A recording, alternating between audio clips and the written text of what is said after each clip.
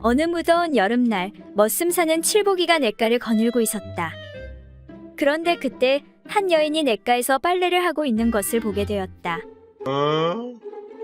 여인이 서서 허리를 굽히고 빨래를 헹구는데 낡아해진 속옷 사이로 여인의 엉덩이와 소중한 부분이 완전히 노출되어 보였다. 이를 본 칠보기는 갑자기 아랫도리가 빳빳해지면서 이상야릇한 감정이 치솟았다. 그래서 여인의 뒤에 서서 재빨리 바지를 내리고 자신의 소중이를 꺼내 살짝 여인의 그곳으로 밀어넣었다. 그리고는 금방 빼서 얼른 달아나려다 그만 돌에 걸려 넘어지고 말았다. 이에 깜짝 놀란 여인이 돌아서서 빨래 방망이를 들고 소리쳤다. 야 이놈아, 왜 나한테 그런 나쁜 짓을 하는 것이냐? 라고 하며 소리치자 칠보기가 말했다. 이보시오, 난 아무 짓도 안 했소.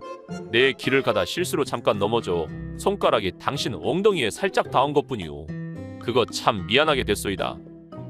칠보기는 여인에게 이렇게 변명했다. 그러자 그 말을 들은 여인은 눈을 부릅뜨면서 다시 외쳤다. 이놈아, 거짓말하지 마라. 내 손가락이 닿은 정도라면 어찌 이렇게도 내 소중의 언저리가 오래도록 뜨끈하고 이상야릇한 느낌이 든단 말이냐? 귀신은 속여도 나는 못 속여. 아니, 내 손가락이 무슨 죄가 있다고 그러시오. 칠보기의 계속된 변명에 여인이 다시 소리치며 외쳤다. 이놈아, 내 말이 사실이면 어디 다시 한번 손가락을 넣어 보거라.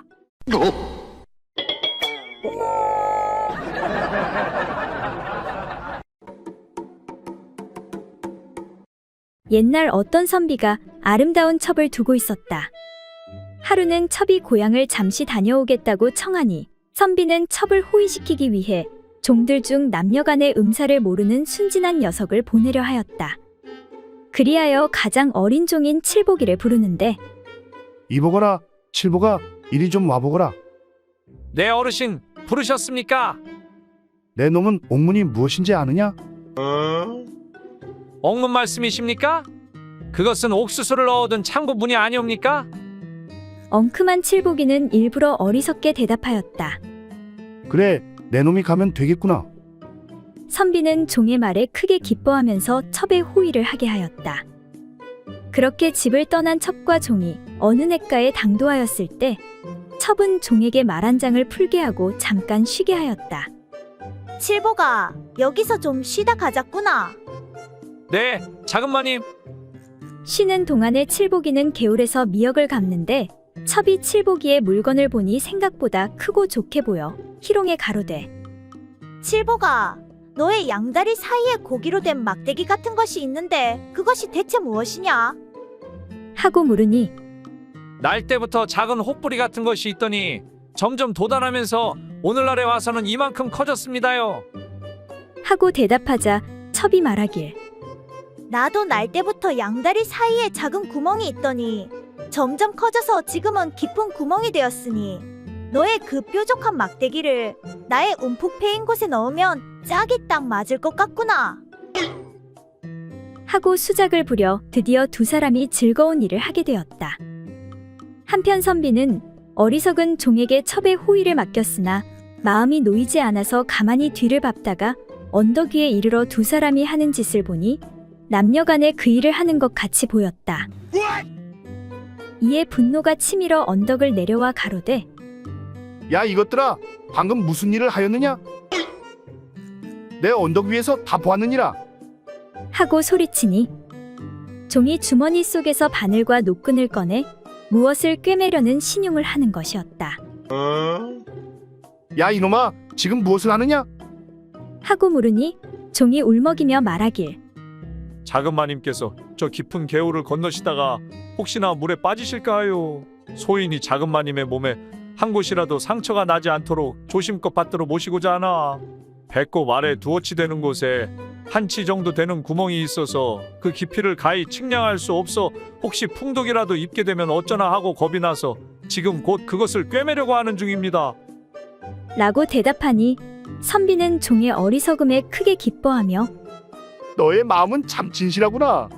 그러나 그것은 본래 붙어 있는 구멍이니 삼각 꿰매지 말거라. 네 주인어른 알겠습니다요. 그때 선비가 의아해하며 다시 묻는데 그런데 이놈아, 너는 왜 아까부터 거시기를 꺼내놓고 꿰매려는 것이냐?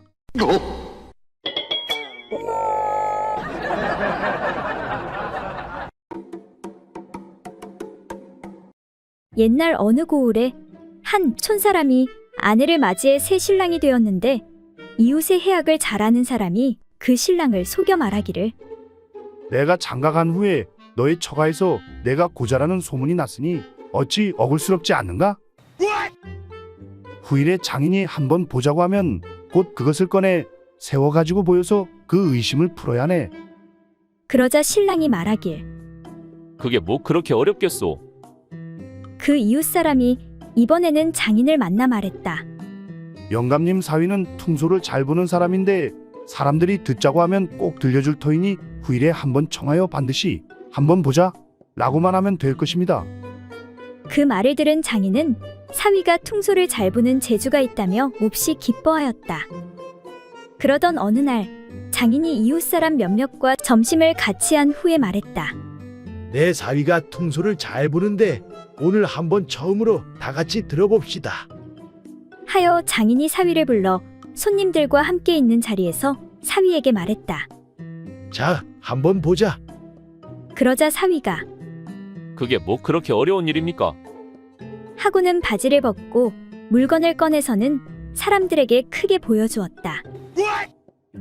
내 비록 크기는 좀 작지만 고자는 아니니 염려하지 마십시오. 모든 사람이 이를 보고 크게 놀랐고 장인은 무안해하여 말하길 아이고, 무색하고 무색하다. 하니 사위가 말하기를 아니, 붉으면서 검은 빛깔이 있는데 어찌 무색하다 하십니까? 이때 옆에 있던 한 아이가 말하길 그런데 내 거보다 조금 작네.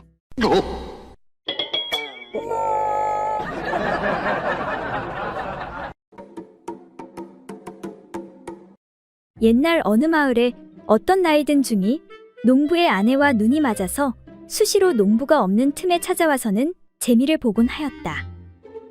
어느 날도 둘이서 이불 속에서 열기를 뿜고 있었는데 부인, 오늘도 정말 끝내주는구려. 그때 뜻밖에도 밖에서 농부가 들어와서 문을 꽝꽝 두드렸다. 여보, 문 열어. 대체 왜 문을 잠갔어? 뭐 하고 있는 거야? 중은 눈앞이 캄캄하여 허둥지둥 옷을 찾는데 너무 급한 나머지 한쪽 버섯만 신고 뒷문으로 도망갔다. 부인은 눈을 비비면서 문을 열어주었다. 미안해요. 깜빡 잠이 들어서 그만. 뭐야, 벌써부터 잤단 말이오? 어떤 놈이랑 놀아난 것 같은데 사내 놈을 끌어들인 것 아니야? 아니, 무슨 소리 하는 거예요? 갑자기 감기가 들었는지 피곤해서 견딜 수가 있어야지요. 그래서 일찍 들어누웠어요. 잘 때 자더라도 밥은 먹고 자야지. 어서 저녁이나 차려오시구려. 그런데 그때 무엇인가 농부의 발에 걸리는 것이 있어 당겨보니 낯선 버섯 한 짝이었다. 아니 이게 뭐야? 못 보던 버선인데 크기를 보니 딱 사내 놈 것인데. 그러나 그것만 가지고 아내를 족치기에는 증거가 부족했으므로 농부는 어찌할 수 없었다. 그리고 며칠 후 나이든 중이 농부의 집을 찾아왔다. 어서 오십시오. 스님, 무슨 볼일이라도 계십니까? 네, 그것을 돌려받기 위해서 왔다네. 그것이라니요? 뭐 말입니까? 시침이 떼지 말게나. 부처님의 버섯 말이야. 자네 처가 아기를 원하기에 영어 믿는 그것을 빌려준 것인데 여러 날이 지났으니까 이젠 틀림없이 아이가 들어섰을 게야. 어서 빨리 돌려주시게나. 이에 농부가 놀라며 말하길 저는 그것도 모르고 버선이 너무 꼬질꼬질하고 냄새가 심해 태워버렸는데 어떻게 합니까? 이런 부처님 버선을 태워버리다니 이를 어쩐단 말인가? 이에 고민하던 농부가 말하길 그렇다면 스님, 아이가 태어나면 스님께 맡길 터이니 스님이 잘 키워주십시오.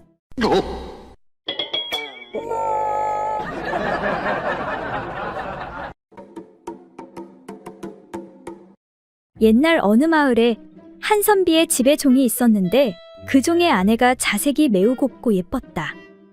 그리하여 선비는 기회가 있을 때마다 몰래 이 종의 아내 방에 들어가 열정을 불태웠다. 선비가 매우 조심을 한다고 했지만 그만 10여 세 된 조카에게 그 일을 들키고 말았다. 하루는 조카가 선비에게 묻기를 삼촌은 여자에 대한 생욕과 음식을 먹는 식욕 중에서 어느 것이 중하다고 생각하세요? 아니, 너 어린 것이 무얼 안다고 그런 말을 하는 것이냐? 아이고 삼촌, 저도 그 정도는 다 알아요. 그러니 제 물음에 어서 대답이나 해보세요. 뭐 색욕과 식욕이라고? 그야 사람은 밥을 먹어야 사니까 식욕이 더 중요하다고 하겠지. 그렇지 않으냐? 그러자 조카는 웃으며 이렇게 말했다. 삼촌은 그렇지 않은 것 같던데요. 제가 삼촌이 하는 일을 살펴보니 분명 그렇지가 않았어요. 삼촌은 집에서 일하는 종은 더럽다 하면서도 그의 아내 여종은 사랑하고 좋아해 데리고 자면서 그 몸을 껴안아 입을 맞추고 하지 않아요? 아마도 삼촌은 그 여종의 남편이 남긴 밥을 먹으라고 한다면 더러운 종이 남긴 밥이라고 하며 절대로 먹지 않겠지요? 종의 아내는 껴안고 좋아하면서 종이 남긴 밥은 더러워하니 분명히 식욕보다는 색욕을 더 중하게 여기는 것이 틀림없지요. 아니, 너 어린 것이 몰래 이 삼촌이 하는 일을 모두 살펴보았구나. 내가 그런 것을 어찌 다 아냐? 이 못된 녀석아. 삼촌, 저도 남녀의 잠자리 정도는 벌써 다 알지요. 이에 선비는 하는 수 없이 그래, 알았다 이놈아. 내 이제부터 다시는 종의 아내를 건드리지 않으마. 이에 조카가 웃으며 다시 말하길. 삼촌, 제 말은 그것이 아니라 30냥만 주시면 그냥 모른 채 해드린다는 거지요.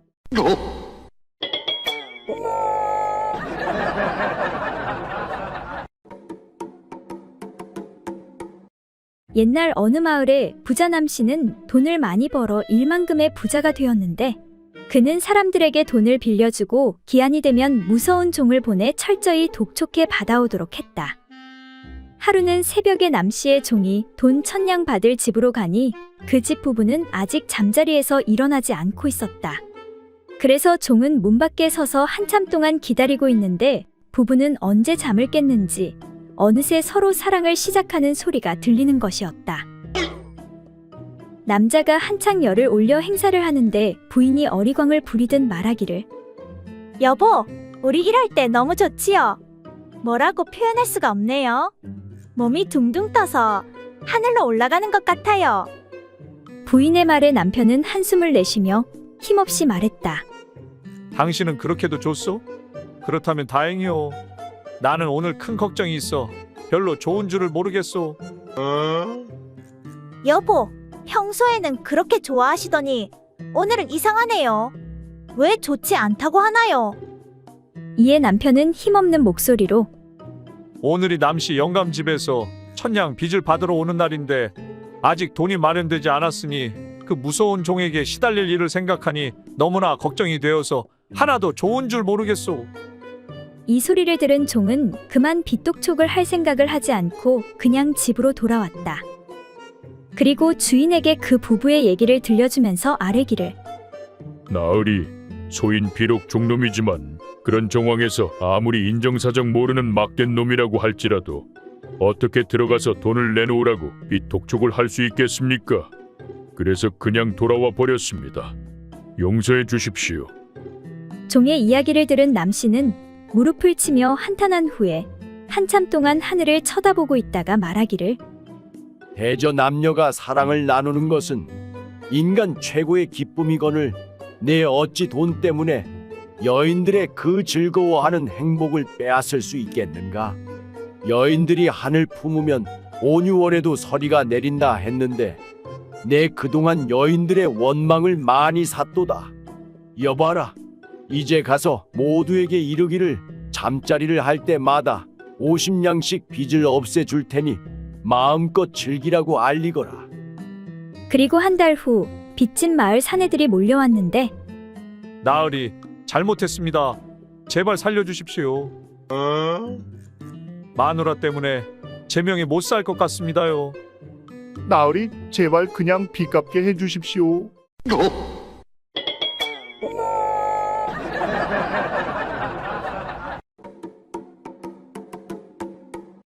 옛날 어떤 부부가 한낮에 심심하기 그지없어 문득 그 생각이 간절해졌다. 그러나 곁에 67살 되는 아들과 딸이 붙어 있어 어쩔 수 없었다. 이에 마음이 다급해진 아버지는 아이들을 바깥으로 내보낼 작정으로 너희들은 이 대바구니를 가지고 앞개울로 가서 작은 물고기를 잡아오너라. 저녁에 끓여 먹도록 하자.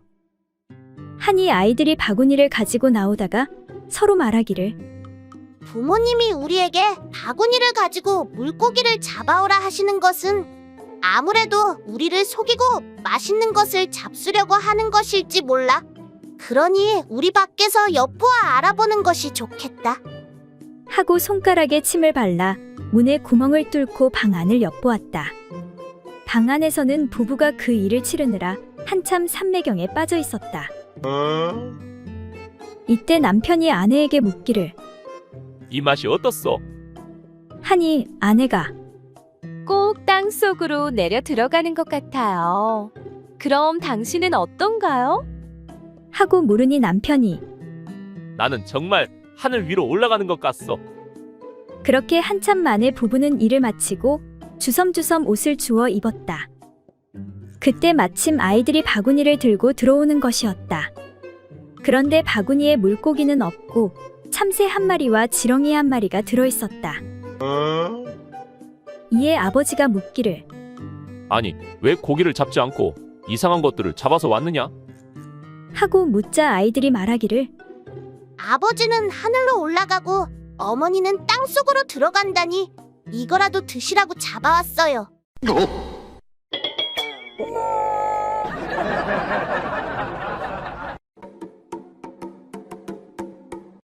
옛날 어떤 마을에 어려서부터 친한 두 처녀가 있었다.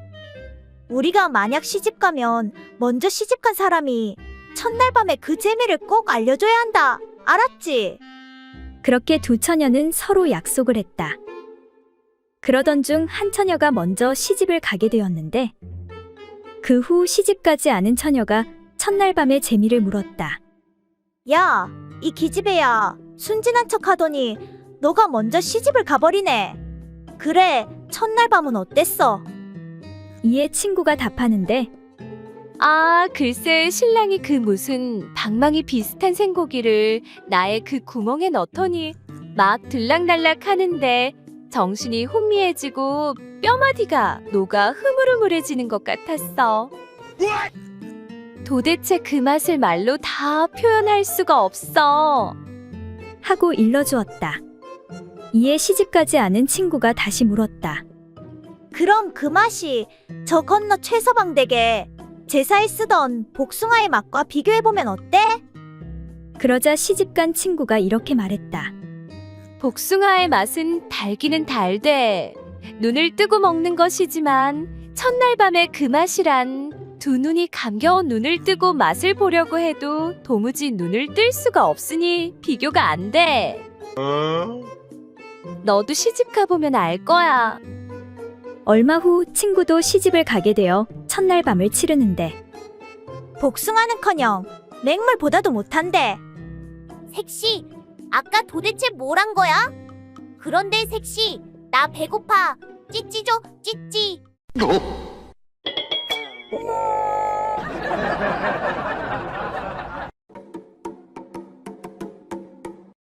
옛날 한 노파가 나이가 많아 노쇠하여 죽을 날이 다가오자 딸들을 불러 모은 후 유언을 했다. 내가 죽어 저승에 가게 되면 너희들에게 소원이 이루어지게 해줄 테니 각각 소원을 말해보거라. 이에 큰딸이 먼저 말하는데 엄마, 남자에게는 전혀 쓸모없는 것이 하나 달려 있으니 그것은 바로 방울주머니예요. 그 방울주머니를 없애고 대신 그 힘을 가운데 연장에 더해주세요. 이렇게 말하니 노파가 그렇지 않다고 하며 이거사, 무슨 소리냐? 그렇지 않다. 저울대에도 추가 있어야 균형이 잡히는 법. 방울주머니는 저울의 추와 같은 구실을 하니 그것을 없애면 연장이 균형을 잃어 비틀거리니 그 소원은 들어줄 수가 없다. 이어 둘째 딸이 말하기를 엄마, 남자의 연장이 힘이 빠져 축 늘어지지 않고 항상 빳빳하게 힘이 있게 해주면 좋겠어요. 이 말도 노파는 역시 거절하면서 얘야, 그러면 안 된단다. 활도 늘 팽팽하게 메어두면 팔의 힘이 약해져서 못 쓰게 되는 것처럼 그것도 늘 빳빳하면 힘이 약해진단다. 그러니 내 소원도 들어줄 수가 없구나. 다음으로 셋째 딸이 말하기를 엄마, 나는 남자의 양 엉덩이에 손잡이처럼 뿔이 붙어 있으면 좋겠어요. 그러면 흥이 오를 때 그 뿔을 잡아당기면 훨씬 좋을 것 같아요. 이 말에 노파가 열을 올리며 말하길 그래, 그거 참 좋겠구나. 내 아비 엉덩이에 그런 뿔이 있었으면 얼마나 좋았을꼬. 흥분한 노파는 이를 악물고 손잡이를 당기는 신용을 해보이며 내 그 소원은 꼭 이루어지도록 해주마.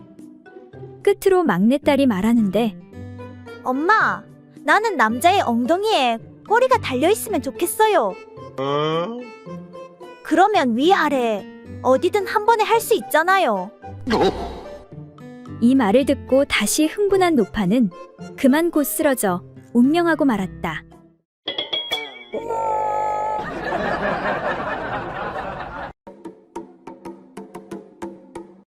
옛날 중부 지방에 사는 한 젊은이가 경상도 지방으로 장가를 가게 되었다. 첫날 밤에 장모가 술상을 차려 신방에 넣어주고는 이튿날 아침 자고 나온 사위에게 장모가 웃으면서 물었다. 자네 어젯밤에 넣어준 좀 것은 잘하고 잤는가? 이 말은 장모가 어젯밤에 넣어준 술상이 보잘것없었지만 좀 먹고서 잤냐는 뜻으로 한 인사말이었다. 하지만 이 말을 중부 지방에서 온 사위는 다른 뜻으로 알아들었다. 즉, 어젯밤에 신방에 넣어준 보잘것없는 내 딸과 잠자리를 잘하고 잤는가? 라는 말로 알아들은 것이었다. 그래서 사위는 머뭇거리다가 작은 목소리로 대답했다. 예, 장모님. 어젯밤에 세 판을 하고 잤습니다. 즉, 사위는 밤새 신부와 3번의 잠자리한 것을 그대로 말한 것이었다. 하지만 장모는 사위가 매우 어리석어 말귀를 못 알아들은 것으로 여기고 언짢아했다. 그래서 장모는 고개를 돌리고 혼잣말로 중얼거렸다. 아이고 이런, 저 사람이 우리 집 바보머슴 돌쇠보다 못하구먼. 그렇게도 못 알아들어? 이것은 사위가 집에서 일하는 머슴보다 더 어리석다고 한탄한 말이었다. 그런데 이 말을 들은 사위는 장모가 밤새 3번 했다는 말에 대해 겨우 그것밖에 못했으니 정력이 너무 약해 돌쇠보다 못하다고 꾸짖는 것으로 잘못 알아들었다. 이에 참다 못한 사위가 장모에게 화를 내면서 항의하듯 말했다. 장모님, 그 돌쇠란 녀석이 어떤 놈인지 모르겠지만은 저는 장가 오느라고 며칠 동안 잠도 제대로 못 잤고 또 멀리서 말을 타고 몇백 리 길을 와서 지친 몸으로 피곤한데 첫날 밤에 내리 3판을 했으면 많이 한 것이지 그게 어찌 부족하단 말입니까? 이에 크게 놀란 장모는 어이가 없어 웃으면서 말했다. 그래, 자네가 아무리 그래도 돌쇠보단 나은 것 같구먼. 내 미안하네 그려. 그런데 이때 옆에 있던 바보 돌쇠가 말하는데 마님, 섭섭합니다요. 그저께 밤에 5번이나 해드렸는데 말입니다.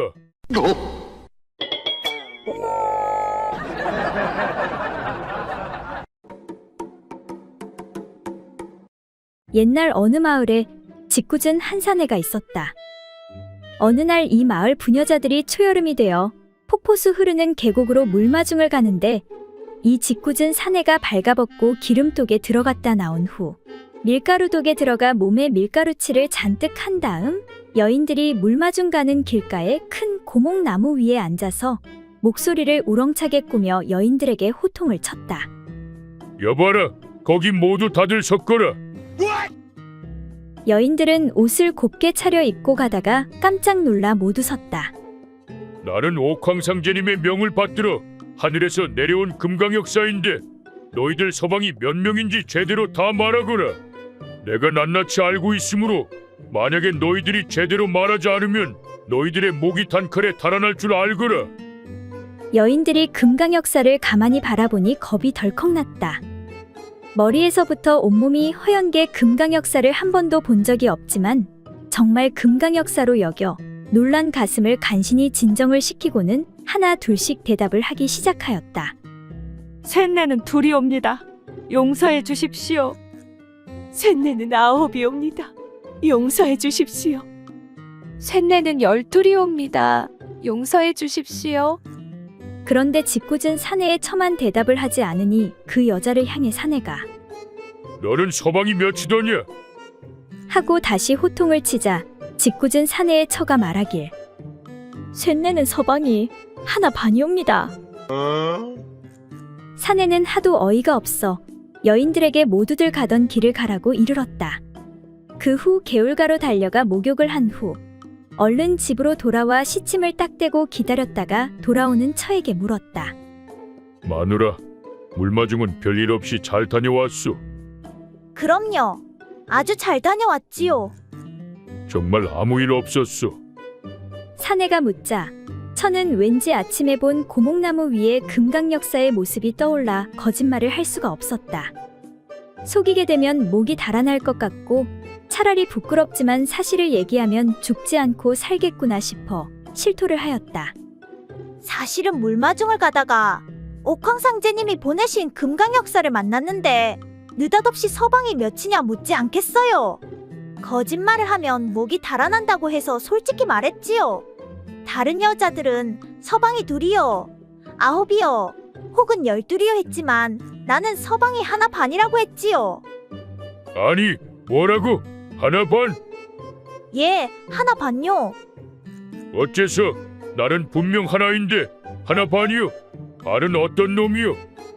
내가 오늘 아침에 우물가에서 머리를 감느라고 허리를 숙이고 있는데 웬 사내놈 하나가 뒤에서 살금살금 다가오더니 나의 소중한 곳에 거시기를 밀어넣었다가 금방 빼고는 얼른 달아나 버렸어요. 이 말을 들은 사내는 깜짝 놀랐다. 자기 처에게 그 짓을 한 자는 바로 사내 자신이었던 것이다. 그렇다면 둘이지. 어찌 하나 반이요? 이에 사내의 처가 다시 말하길 어떤 놈인지는 모르겠지만 그놈 거시기가 너무 작아서 그놈은 반쪽 서방이 아니겠어요. 이 말을 들은 사내는 아무 말도 할 수가 없었다.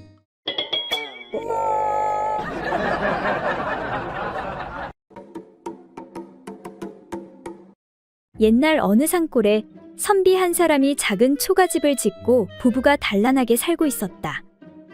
하루는 해가 져서 땅거미가 질 무렵 소금 장수가 와서 하룻밤 묵어갈 것을 청했다. 이에 선비는 난처해하며 보다시피 집이 작아 방이 좁은데다 아래 위채가 붙어 있으며 우리 부부만 단둘이 살고 있어 외인을 재울 수가 없습니다. 하고 거절하자 소금 장수가 간청했다. 나도 역시 가난하지만 양반집 자손이랍니다. 소금을 팔아 생계를 이어보려고 이렇게 다니다가 산속에서 날이 저물었으니 어디로 가서 자겠습니까? 산에서 자다 호랑이에게 물려가면 어쩐단 말입니까? 그러니 하룻밤만 재워주십시오. 이에 선비는 차마 박절하게 거절하지 못하고 소금 장수를 사랑방에 들여놓고 자기와 함께 자기로 허락하였다. 그런데 그날 밤 부부는 마침 송편을 해먹기로 했는데 귀한 송편을 소금 장수까지 주기가 아까워 부부가 상의하였다. 선비는 마침 좋은 계획이 있다면서 아내에게 이렇게 말했다. 여보, 잘 들어보시오. 내 좋은 수가 있으니 오늘 밤 노끈으로 내 쌍방울에 묶은 다음 그 다른 쪽 끝을 사랑방 들창 밖으로 늘어뜨려 놓겠소. 그럼 당신이 송편을 빚어 다 익으면 그 끈을 잡아당겨 흔들구려. 그러면 내가 알고 소금장수 몰래 나와서 함께 송편을 먹는 거요. 그러자 아내는 좋다고 응낙했다. 그런데 선비의 집은 워낙 좁고 창문도 하나뿐이라 소금장수는 주인 부부의 말을 다 엿듣고 일찌감치 잠든 척하고 있었다. 이에 선비는 노끈으로 자신의 방울을 묶은 다음 한쪽 끝을 들창문 밖으로 내놓고는 어느새 깊은 잠에 빠져버렸다. 옳거니 이 사람 피곤해서 아주 골아떨어졌구먼. 소금장수는 이렇게 중얼거리면서 곧 선비의 방울에 묶인 끈을 풀어 자기의 방울에 메고는 가만히 누워 있었다. 얼마 후 밖에서 노끈을 잡아당기자 소금장수는 살금살금 안방 앞으로 기어가 작은 목소리로 말했다. 여보, 사랑방 창문에 불빛이 비치면 소금 장수가 깰지도 모르니 꺼버리는 게 좋겠구려. 그렇지만 여보, 불을 끄고 어떻게 떡을 먹으려고요? 여보, 괜찮소. 어두워도 손과 입이 있잖소. 더듬어서 얼마든지 먹을 수 있으니 어서 불을 끄시오. 이 말에 선비의 아내는 웃으면서 호롱불을 끄는 것이었다. 그러자 소금 장수는 방 안으로 들어가 선비의 아내와 함께 송편을 더듬어가며 배불리 먹었다. 그리고는 선비 아내의 옷을 벗기고 누워 온갖 재주를 부리며 한바탕 재미까지 본 다음 슬그머니 사랑방으로 돌아왔다. 잠시 후 소금 장수는 자는 선비를 깨우며 말했다. 주인장, 재워주어서 정말 고맙소이다. 새벽닭이 울었으니 이제 떠나겠습니다. 라고 말하고는 짐을 챙겨 떠나는 것이었다. 일어난 선비가 생각해보니 아내가 송편이 다 되면 깨우겠다 해놓고서 새벽닭이 울도록 깨우지 않은 것을 이상하게 생각하면서 안방으로 들어가니 아내는 깊은 잠에 빠져 코를 골고 있었다. 이에 화가 난 선비는 큰 소리로 아내를 불러 깨우고는 소리쳤다. 아니 여보, 내가 어젯밤 송편이 있거든 깨우라고 했거늘 아무 소식도 없으니 무슨 까닭이오? 이 말에 잠을 깬 아내는 눈을 부비면서 투덜거리는 것이었다. 뭐라고요? 좀 전에 배불리 송편을 먹고 나와 그 집까지 한바탕 잘해놓고는 이제 와서 대체 무슨 말을 하는 거예요? 그게 무슨 말이오? 내가 배부르게 송편을 먹었다니? 선비가 무슨 말인지 모르겠다고 하니 아내는 지금까지 일을 모두 그대로 설명해 주었다. 그러고 보니 방울에 묶었던 노끈도 사라지고 없었다. 선비는 크게 당황하면서 아이고, 그놈의 소금 장수 놈이로구나. 내 집에 와서 아내와 송편을 둘 다 먹고 갔어. 이렇게 분하고 원통할 수가. 라고 소리치며 분통을 터뜨렸다. 이에 옆에 있던 아내가 중얼거리며 말하길.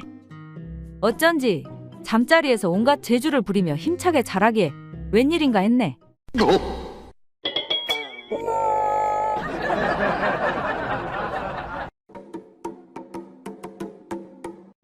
옛날 어느 마을에 나이 80이 된 노인이 젊은 첩과 함께 밤일을 하는데 그 첩이 말하였다.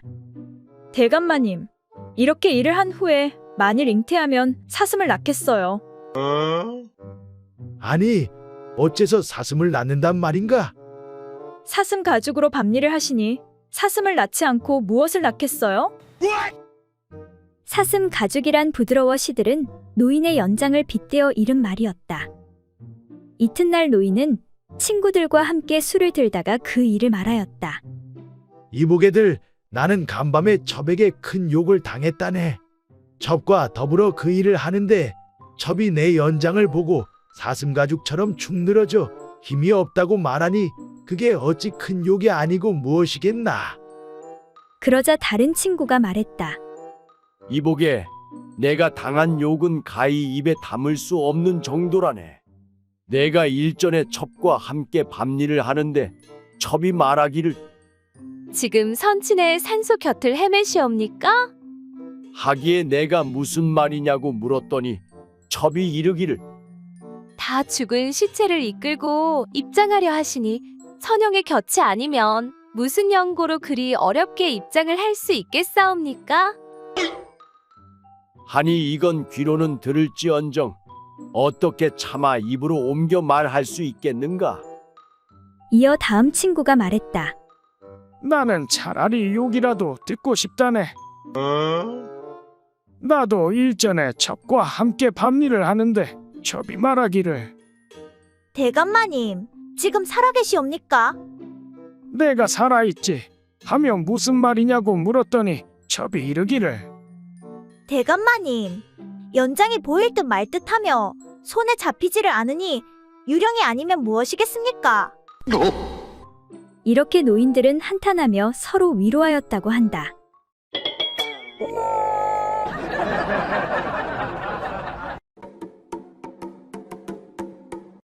옛날 한 삼촌과 조카가 함께 한양으로 길을 가고 있었다. 그날 밤 그들은 함께 어느 주막에 묵게 되었다. 주인장, 밤이 늦어 그러니 오늘은 여기서 하룻밤 묵고 가야 되겠소. 잘 오셨습니다요. 마침 우리 부부가 쓰는 방 옆에 빈 방이 하나 남았는데 거기를 쓰시면 될 것 같습니다. 그런데 밤이 깊어지도록 조카는 잠을 이루지 못하고 있었는데 그때 옆방에서 주막주인 부부가 갖가지 재주를 쓰면서 격렬하게 정을 나누기 시작하였다. 조카는 그 소리를 들으며 손으로 삼촌을 잡아 흔들었으나 삼촌은 깊은 잠에 빠져 깨어나지 못하였다. 이튿날 조카가 삼촌에게 삼촌, 간밤에 이러이러한 재미있는 일이 있어서 혼자 들었어요. 아니 뭐야? 그럼 왜 나를 깨워서 함께 듣지 않았느냐? 하고 묻자 조카가 그 말에 그럴 리가 있습니까? 아무리 흔들어도 삼촌이 일어나지를 않았어요. 하고 말하자 삼촌은 길게 한숨을 내쉬면서 주막집 여주인 미모가 상당하던데 아쉽다 아쉬워. 그럼 우리 오늘 하루만 더 묵어서 나도 그 짓을 하는 소리를 들어보고 가야겠구나. 내 오늘 밤은 잠을 자지 않고 기다려야겠군. 그래서 둘은 하루를 더 묵기로 하였다. 그런데 밤이 깊어갔으나 아무 소식이 없자 삼촌은 잠시 눈을 붙인다는 게 깜빡잠이 들고 말았다. 마침 이때 옆방에서 주인 부부가 정을 나누는 소리가 나는 것이었다. 이에 조카가 삼촌을 흔들며 삼촌, 얼른 일어나 보세요. 주막 부부가 일을 시작했어요. 그러자 삼촌은 잠결에 정신을 차리지 못하고 큰 소리로 뭐라고? 주인 부부가 그 일을 정말 시작했단 말이냐? 아이고, 우리 때문에 손님들이 잠을 못 자니 이제 그만하고 잡시다. 주막 부부는 분위기가 깨어져 일을 그만두었다. 이에 화가 난 삼촌이 큰 소리로 이런 젠장! 숙박비와 밥값을 이틀치나 물었는데 오늘도 못 듣다니 정말 분하다 분해! 다음날 삼촌과 조카가 주막을 나서는데 주막 주인이 웃으며 말했다. 손님, 한 번 더 기회를 드릴 테니 오늘 하룻밤 더 묵고 가시지요.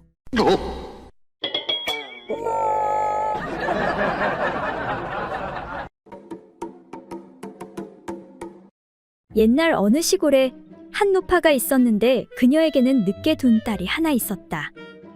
그런데 이 딸이 자라서 시집갈 나이가 되었지만 머리도 좀 모자라고 가정 형편도 어렵고 하여 마땅한 자리가 나지 않아 아직 시집을 못 가고 있었다. 그러던 어느 날 딸이 노파를 불러서 말했다. 어머니, 참 이상한 일이 있답니다. 좀 부끄럽기도 하고. 얘야, 무슨 일을 가지고 그러느냐? 이 애미한테 속히 이야기해 보려무나. 노파는 딸이 무엇인가 숨기는 것 같아 다가가 물었다. 그러자 딸은 약간 머뭇거리다가 입을 열었다. 어머니, 그러니까 제가 오줌을 누는데요. 얼마 전까지는 그 소리가 졸졸졸졸 하는 소리가 났거든요. 그런데 지금은 소리가 변해서 콸콸콸콸 하고 소리가 난답니다. 왜 그런지 모르겠어요. 무슨 병이라도 생긴 건지. 그러자 노파는 갑자기 놀라면서 눈을 부릅뜨고 말소리를 높여 딸을 꾸짖는 것이었다. 너 그게 정말이냐? 바른 대로 말해야 한다. 너 어떤 남자와 어미 몰래 함께 밤을 보낸 것이냐? 이 어미를 속이지는 못할 것이야. 어서 바른 대로 말하거라. 이에 딸은 손뼉을 치고 감탄을 하면서 어머머, 난 우리 어머니가 이렇게 무당 같은 줄은 몰랐어요. 어찌 그렇게 잘 알아맞히나요? 정말 용하십니다, 용해. 하며 이어 말하길. 사실은 제가 옆집 칠복이랑 사랑에 빠져 속살을 맞대는 그런 관계가 되었거든요. 그런데 어머니는 어떻게 그렇게 잘 아세요? 이거사, 나도 다 경험해봐서 알지. 아니, 뭐라고요? 그럼 어머니도 칠복이랑 밤을 보냈나요?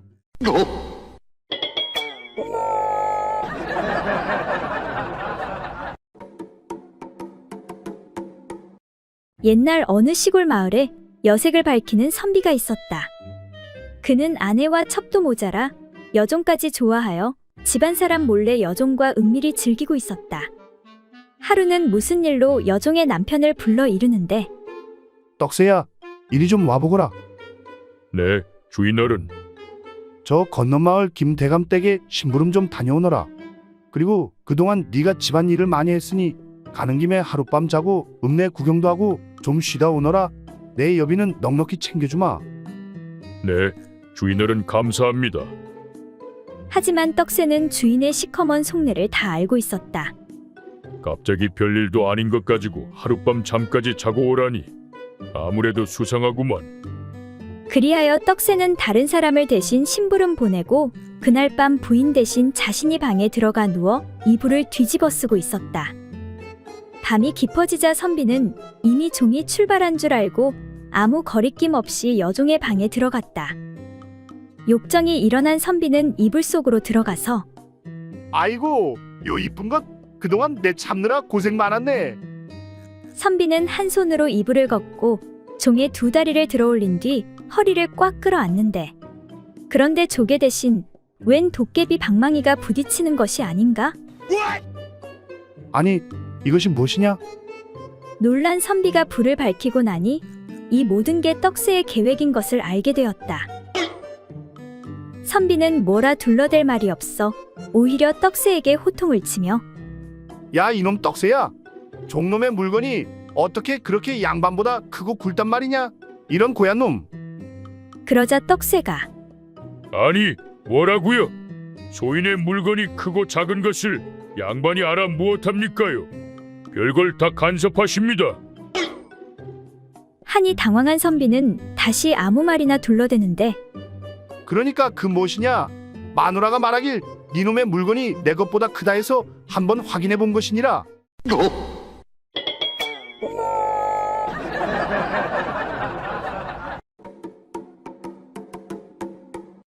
옛날 어느 마을에 수염이 아주 많은 사내가 있었다. 하루는 그 사내가 볼 일이 있어서 외출했는데 때마침 날이 추워 몸을 녹이려고 주점으로 찾아들어 술이 있느냐고 물었다. 여보시오, 여기 따끈한 술 좀 내주시오. 그때 주점에 있던 한 아이가 수염 많은 사내를 보고 물었다. 손님께서는 술을 사서 무엇에 쓰려고 그러십니까? 하고 묻자 사내가 말했다. 네, 지금 날이 추워 따끈한 술을 한 잔 마시려고 그런다. 그러자 아이가 손님에게 말하길. 아니, 입이 없는데 어디로 술을 마시려고요? 이에 노한 사내가 그 수염을 양쪽으로 가르며 말했다. 야, 이놈아, 이 뒤에 있는 이것이 입이 아니면 무엇이냐? 하니 아이는 더욱 이상하여 손님에게 말했다. 털 뒤에 구멍이 있으니 틀림없이 그리로 아이를 낳겠네요. 아이는 일찍이 그곳에 털 많은 여인이 아이 낳는 것을 보았기 때문이었다. 뭐라고? 조그만 놈이 못하는 소리가 없구나. 이런 고얀 놈. 마침 이를 본 그 집에 술 파는 노파가 막대기로 아이를 두들기며 이 녀석아, 내 아비가 비록 시골에 살아도 지식이 많고 지혜가 많더니 너는 어디로 해서 나왔기에 그다지도 어리석으냐? 손님의 입이 있고 없고가 너와 무슨 관계냐? 하물며 남의 집 여편네에 구멍이 있고 없고가 너 같은 어린 놈이 무슨 참견이냐?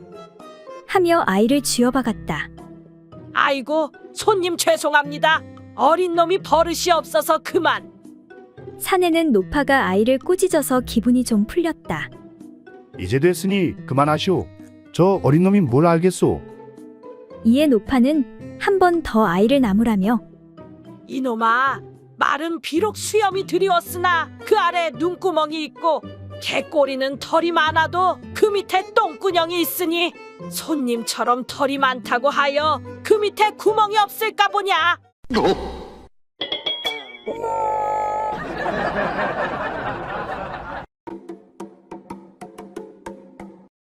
옛날 어느 두 명의 선비가 한양으로 과거 시험을 보기 위해 야심한 밤 산길을 가고 있었다.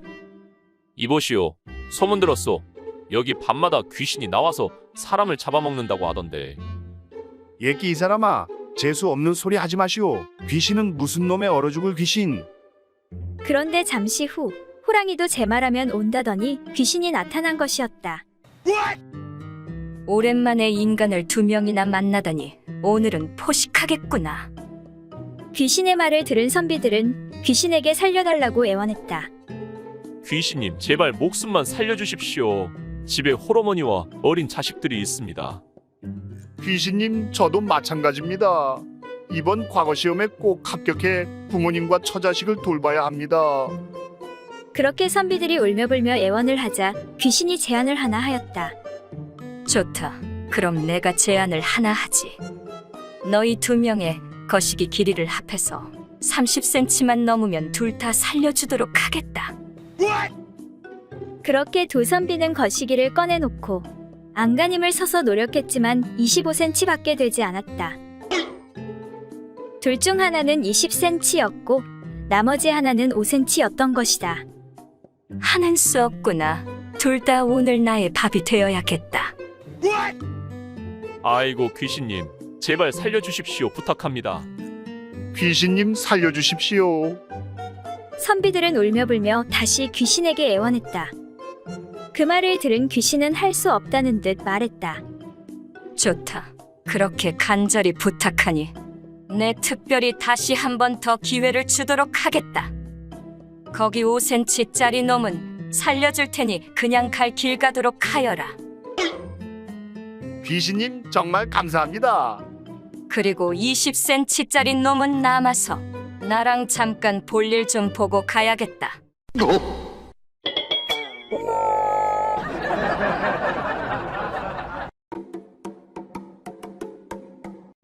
옛날 어느 마을에 80이 다 된 노인이 갓 20을 넘긴 처녀와 결혼을 하게 되었다.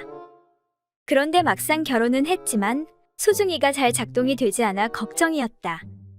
아니, 이놈의 소중이가 왜 말을 안 듣는 것이냐? 그래서 며칠 후 노인은 한약방을 찾아갔다. 저기, 의원 양반, 이거 얘기하기가 좀 쑥스러운데 내가 젊은 처녀와 결혼을 했는데 아무래도 잠자리가 잘 되지 않아 걱정인데 뭐 좋은 방법이 없겠어?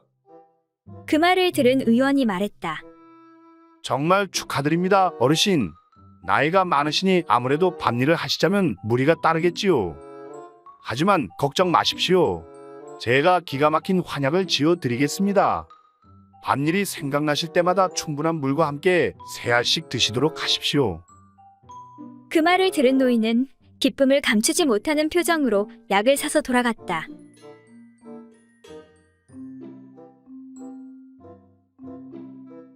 그리고 며칠 후 다시 약방을 찾은 노인이 의원에게 말했다. 이보시오, 의원 양반. 저번에 내가 사간 그 약 말이오. 아무래도 문제가 있는 것 같은데 그 약만 먹으면 피곤하고 졸린단 말이오. 이게 어찌된 영문이오? 그 말을 들은 의원이 이렇게 대답하는 것이었다. 그게 아니라 그러니까 그 약은 밭일 대신에 먹고 그냥 푹 주무시라고 드린 약입니다.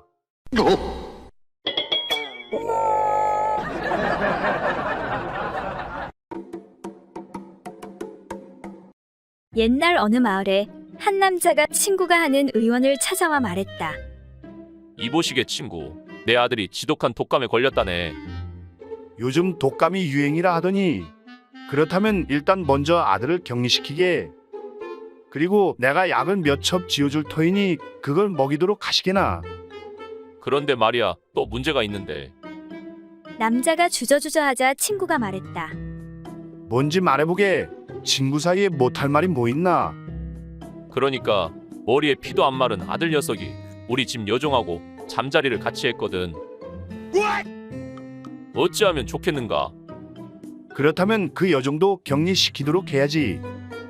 그런데 말이지, 또 있자는가? 남자가 또 다시 주저주저하더니 이윽고 말했다. 실은 나도 그 여종이랑 잠자리를 같이 했거든.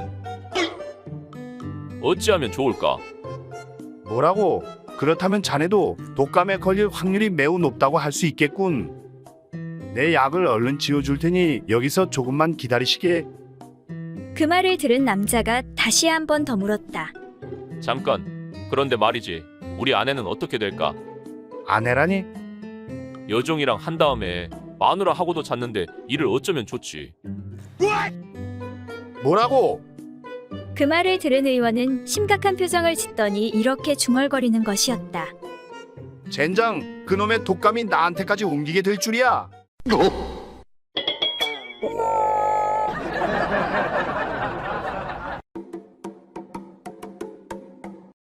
옛날 농사를 지어먹고 사는 어느 부부의 집 맞은편에 미모가 출중한 과부가 새로 이사를 왔다.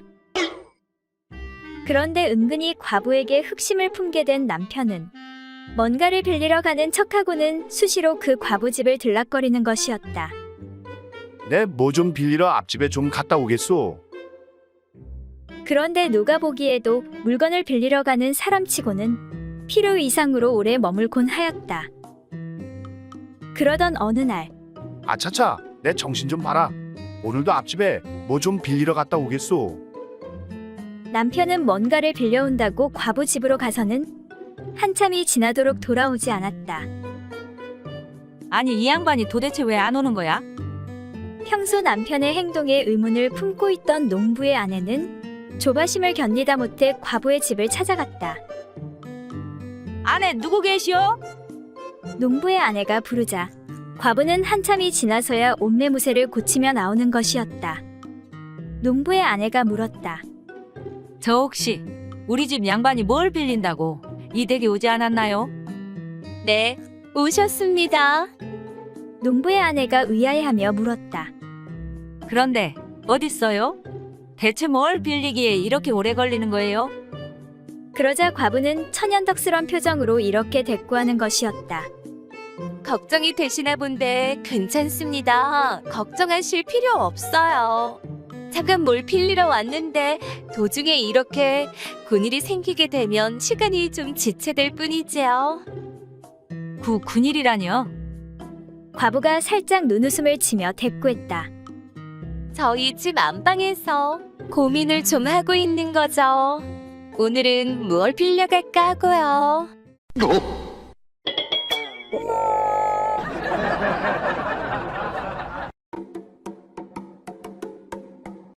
어느 날 아침 70이 넘은 대감 부인이 대감 할아버지를 불러놓고 성난 목소리로 말했다.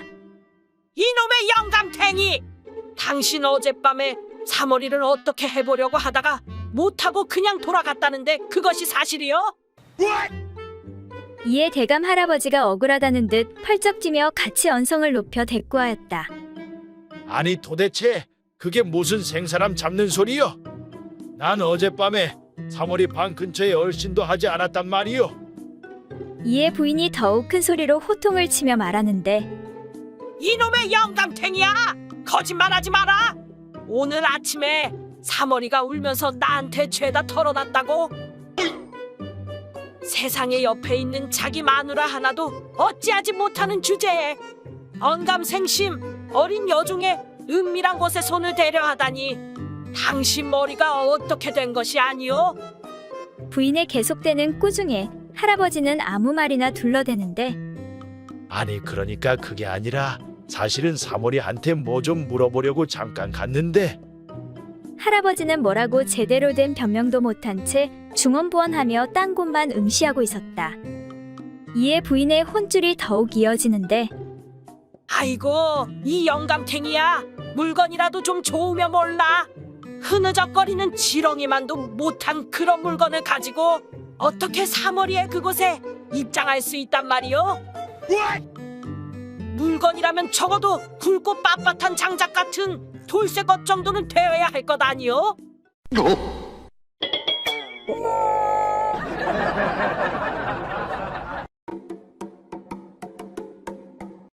하루는 어느 의원에 남봉꾼으로 소문난 어떤 사내의 부인되는 여자가 찾아왔다.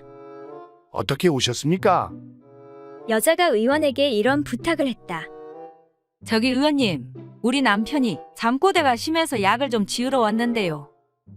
그런데 이 부인은 동네에서 수다가 많기로 소문난 여자였다. 그 정도가 어찌나 심하던지 한번 입을 열었다 하면 자기 집안 얘기는 물론이고 동네 누구네가 무엇을 해먹었다는 얘기까지 줄줄이 늘어놓는 것이다.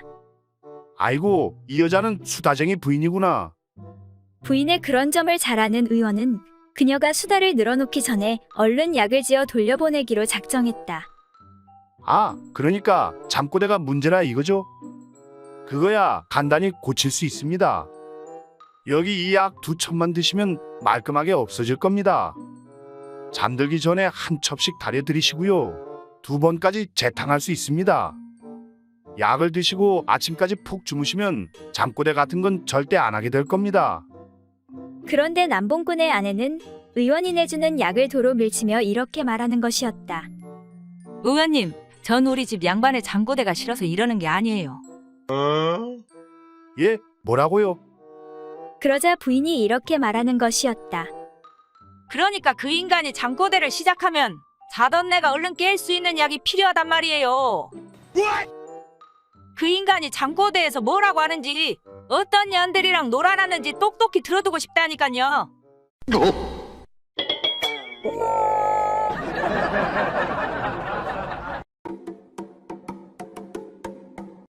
어느 마을 목수 영감의 마누라가 살결이 뽀얗고 곧잘 눈웃음을 쳐서 뭇사내들의 애간장을 녹이곤 했다.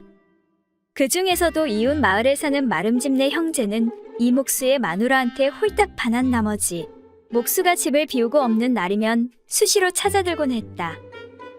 어느 날도 목수 영감이 일을 나간 사이 마름집네 아우가 찾아왔다. 부인, 겁나게 보고 싶었구려. 대낮부터 눈이 맞은 두 사람은 곧 안방에서 즐거운 일을 벌이기 시작했다. 그런데 공교롭게도 때마침 헛기침을 하며 나타난 사람이 바로 마름집네 형이었다. 부인 있소? 나요. 마름네 형이요. 이를 어쩌지? 형님한테 들켰다간 뼈도 못 추릴 텐데. 쩔쩔매는 아우의 모습에 여편네가 태연히 벽장문을 열어주며 말했다. 여기 꼼짝 말고 숨어 있어요. 뒷일은 내가 알아서 할 테니까. 잠시 후 여편네의 안내를 받아 방 안으로 마름집네 형이 들어왔다. 너무 보고 싶었어. 그리고는 즉시 그녀를 눕히고 달려들었다. 그런데 이때 문 쪽에서 인기척이 들리는 것이 목수가 돌아온 눈치였다. 여보 나왔소. 이거 큰일이 났구만. 이 일을 대체 어찌하면 좋소? 허둥대는 사내에게 여자는 재빨리 방 한 구석에 있던 홍두깨를 쥐어주었다. 이거 들고 여기서 가만히 있어요. 그런 다음 부인은 얼른 나가 목수를 맞아 들였다. 아니 자네가 우리 집에 웬일인가? 그때 마누라가 마름집 형에게 말했다. 여긴 댁에 아우님이 안 왔으니 그 홍두깨 내려놓고 얼른 딴 데나 가보시오. 아이고, 그럼 저는 이만. 부인은 마름내 형의 등을 밀어 황급히 내보내버렸다. 그리고 안방에 있는 벽장문을 열어주면서 말했다. 자, 댁내 형님은 벌써 갔소. 그러니 안심하고 어서 가시오. 아이고 살았네. 그럼 저도 이만. 그 광경을 보고 어처구니가 없다는 표정으로 서 있는 남편을 향해 부인이 생긋 웃어 보이며 이렇게 둘러대는 것이었다. 남의 집 형제 싸움 따윈 아주 질색이라니까요.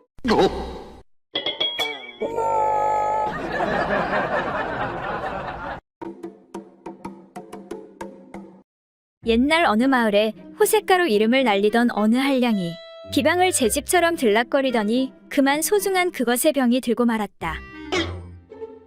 고통을 참다 못한 한량이 읍내의 의원을 찾아갔다.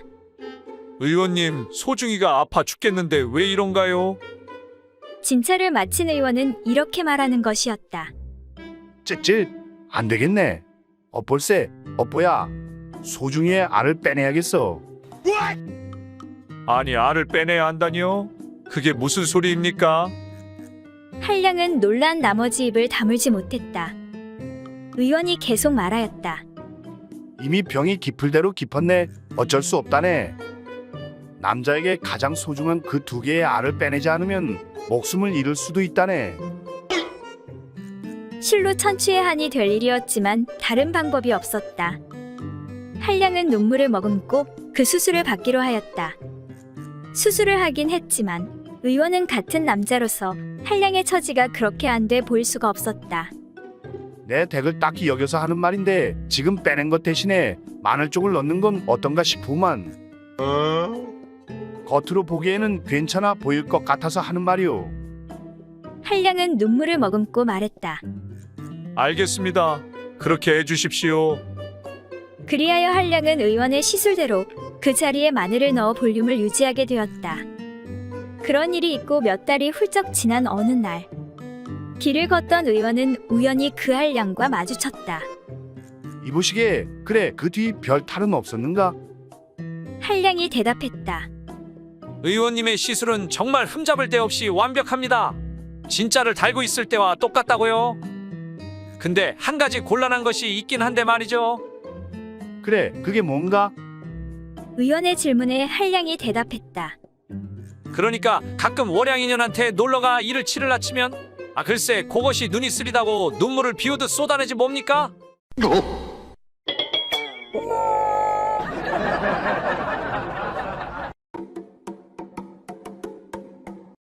한 엉큼한 포졸의 아내가 외간 남자를 집안에 끌어들였다. 부인 너무 보고 싶었어. 저도 너무 보고 싶었어요. 자 어서 시작합시다. 그렇게 두 사람이 재미를 보고 있는데 그때 느닷없이 남편이 들이닥쳤다. 여보 나왔소. 당황한 사내가 도망치려고 했지만 마땅히 도망칠 곳이 없었다. 이런 큰일이 나버렸네. 이를 어쩌면 좋단 말이오. 사내는 겁에 질려 부들부들 떨기만 하였다. 그런데 그때 지기가 뛰어나고 엉큼한 여자가 그에게 말했다. 아무 걱정하지 말고 옷을 정리하시고 아무 일 없다는 듯 그냥 뜰에 서 있으세요. 그렇게 사내에게 시킨 후 여자는 대담하게 나가 자기 남편을 맞았다. 아니, 여보 어찌 이리 늦으셨어? 늦다니? 그게 무슨 소리요? 남편이 어리둥절한 표정으로 되물었다.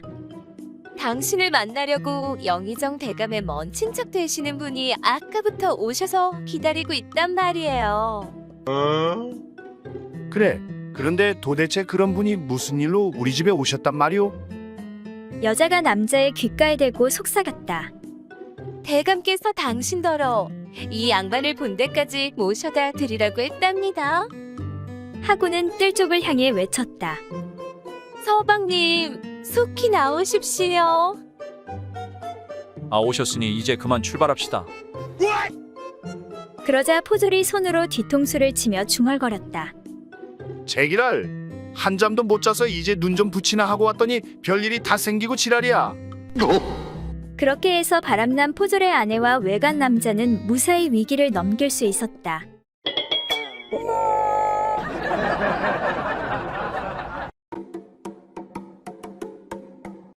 어느 날 대감 부인 넷이 정대감 댁에 모여 앉아 수다를 떨고 있었다. 그런데 그날의 날씨 때문인지 아니면 그 장소의 분위기 탓이었는지 남이 들으면 낯이 뜨거워질 정도로 이야기를 하기 시작했다. 먼저 박대감 부인이 말했다. 난 젊은 사내만 보면 그만 온몸이 근질거려 정신이 없어요. 아무래도 난 남자를 보면 온몸을 바치는 모양인 것 같아요. 그처럼 기타 넘는 이야기를 들은 송대감의 부인도 가만히 있지 않고 이야기했다. 저를 정신없이 만드는 것은 남자들보다도 술이랍니다. 내 방 장롱 속에는 언제나 감옥로 병을 감춰두고 몰래 혼자 홀짝홀짝 마시지요. 참 그 맛이 어찌나 단지. 그러자 정대감 부인도 지지 않고 말했다. 그러면 저도 부끄러운 버릇을 말씀드리지요. 저는 물건을 훔치는 버릇이 있어요. 남의 집에 가면 그만 저도 모르게 탐나는 물건에 슬쩍 손이 가지요. 하지만 지금까지 한 번도 들킨 적이 없지요. 그렇게 부인들이 이야기를 하는 동안 황대감의 부인만 아무런 이야기도 하지 않고 있었다. 그러자 새 부인이 앞으로 나앉으며 물었다. 황대감 부인께선 저희들에게 들려주실 이야기가 아무것도 없으신가요? 그러자 황대감 부인이 아주 태연하게 말했다. 물론 제게도 있지요. 저는 남의 힘을 보는 것을 제일 좋아해요. 지금 같이 여러분들의 이야기를 듣고 어찌 가만히 있겠어요. 얼른 가서 그것을 얘기하고 싶어서 아까부터 벌써 궁둥이가 들썩거리네요.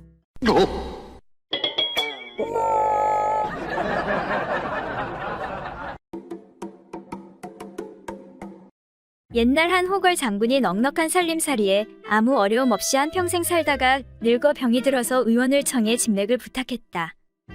내 나이가 많아 기운이 쇠잔해져 병이 난 것 같으니 자네가 내 병을 고쳐주면 많은 보상을 하겠네. 이 말을 들은 의원이 방안을 한 바퀴 둘러보니 장군은 비단 이불을 덮고 누워있고 옆에는 아름답게 치장한 여인들과 각종 악기가 나열되어 있고 앞쪽에는 술과 고기가 차려진 상이 놓여 있었다. 의원은 아무 말 없이 진맥을 한 다음 엄숙한 표정으로 말했다. 장군님, 잘 들으십시오. 병을 고치고 더 오래 장수하시려면 기생과 악기들을 모두 치우고 앞에 놓인 술상도 물리치셔야 합니다. 이러한 것들을 가까이 하지 않으셔야 병을 고칠 수 있습니다. 이 말을 들은 장군은 손을 좌우로 내저으며 말했다. 의원 양반, 내가 병을 고쳐 오래 살려고 하는 것은 이런 것들을 더욱 즐기면서 살고자 함인데 만약 이것들을 치우라고 하면 100년을 더 산다고 해도 하지 않겠네. 자네는 그냥 물러가게나. 그리고 며칠 후 옛날에 알고 지내던 선비 한 사람이 병문안차 방문하여 이렇게 말했다. 장군께서 마땅히 술과 고기를 물리치고 연부를 부지런히 하시면 극락세계로 가실 수 있을 것입니다. 이 말에 장군이 큰 관심을 가지고 물었다. 이 사람아, 거기 극락세계에 가면 돼지고기와 술 그리고 예쁜 기생들도 있는가? 그런 것은 들어보지 못했으나 일을 하지 않아도 안락한 생활을 할 수 있는 곳으로 알고 있습니다. 그 말에 장군은 손을 내저으며 그만두게나. 나는 극락세계가 아니라 그보다 훨씬 더 좋은 곳이라도 그런 것들이 없으면 가지 않겠네.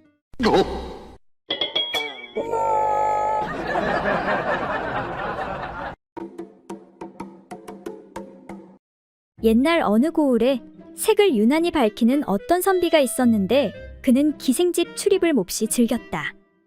그러나 질투심이 강한 그의 아내 때문에 걱정이 심했다. 아내의 그런 심사를 잘 알고 있는 선비는 불똥이 언제 튈지 몰라 한동안 슬금슬금 몸을 사렸다. 무서운 아내 때문에 맘대로 즐기지도 못하는구나. 그렇다고 호색하니 기방 출입을 삼갈 수는 없는 노릇이었다. 그렇지, 이렇게 하면 되겠구나. 선비가 한 가지 묘안을 짜내게 되었다. 선비는 먼저 기방으로 달려가 모처럼만의 재미를 만끽한 다음 소매 속에 자라목 하나를 넣고 집으로 돌아왔다. 예상대로 아내는 또 득달같이 쫓아와 투정을 부리기 시작했다. 당신 또 기생집 갔다 왔지? 아이고 내가 못 산다 못 살아. 이에 선비는 일부러 크게 화를 내면서 모름지기 사내대장부가 아내로부터 투기를 당하게 되는 것은 모두 가랑이 사이에 있는 이 물건 때문이오. 그러니 이 물건만 없다면 투기를 당하지도 않을 것이오. 하고 외친 다음 작은 칼을 꺼내어 자신의 물건을 베는 척하고는 자라목을 꺼내어 마당으로 던져버렸다. 뜻밖의 사태에 깜짝 놀란 아내가 선비에게 내 아무리 질투가 심하다고 하여도 이게 도대체 무슨 짓이오? 하며 따지고 드는 것이었다. 그때 마침 여종 하나가 뜰을 지나면서 선비가 던진 그 물건을 자세히 들여다보더니 이렇게 말하는 것이었다. 마님, 너무 염려하지 마세요. 던진 물건은 눈이 뚫리고 색깔이 얼룩이 있으니 이것은 그냥 자라의 목이에요. 남자의 물건이 아닌 게 분명합니다. 하지만 이내 아내는 더욱 어처구니 없다는 표정을 지으며 땅이 꺼져라 한숨을 내쉬며 말했다. 이런 젠장, 이제부터 나도 다른 사내랑 마음껏 재미 좀 볼 수 있나 했더니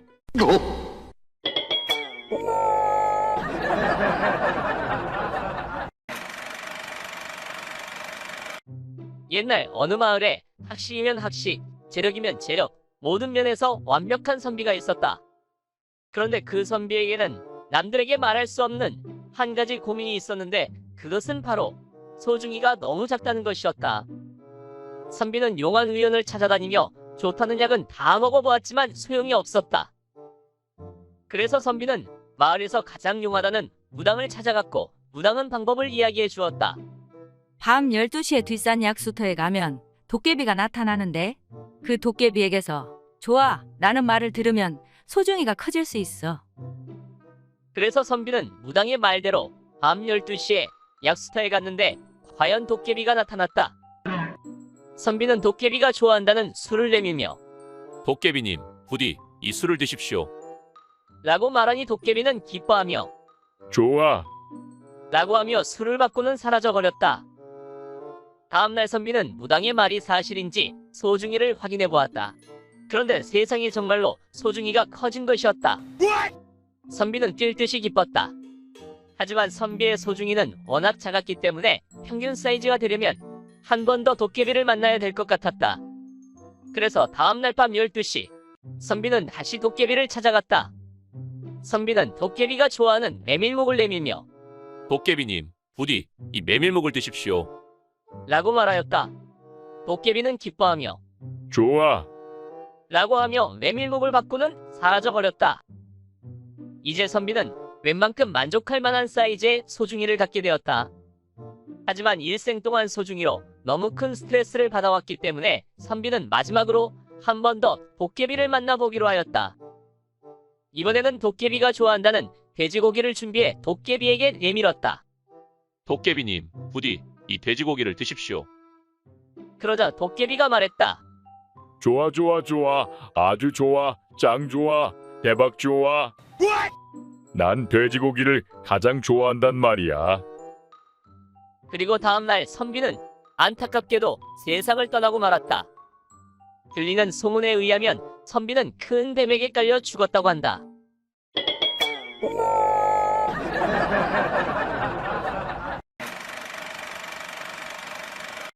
옛날 중국의 어떤 남자가 산길을 가다가 깃발엔 백골 하나를 발견했다.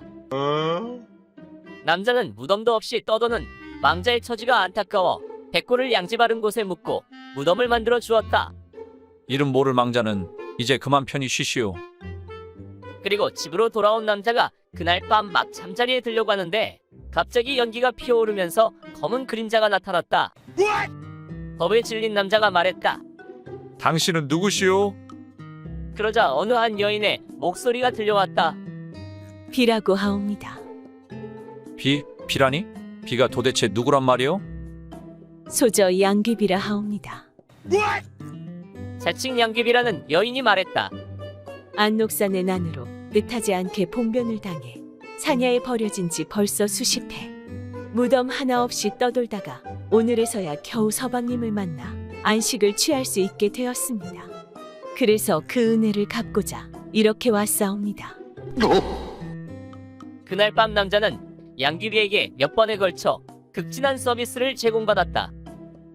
그리고 이 사실은 이웃 마을에 사는 친구의 귀에도 들어갔고 친구는 그 일이 너무 부러워서 참을 수가 없었다. 세상에 절세미녀 양귀비라니 부러워 죽겠네.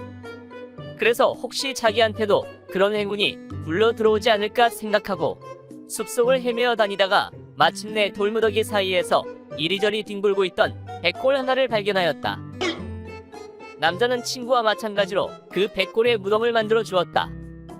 그리고 그날 밤 백골의 인자가 나타나기만을 학수고대하고 있었는데 아니다 다를까 연기가 피어오르며 검은 그림자가 나타났다.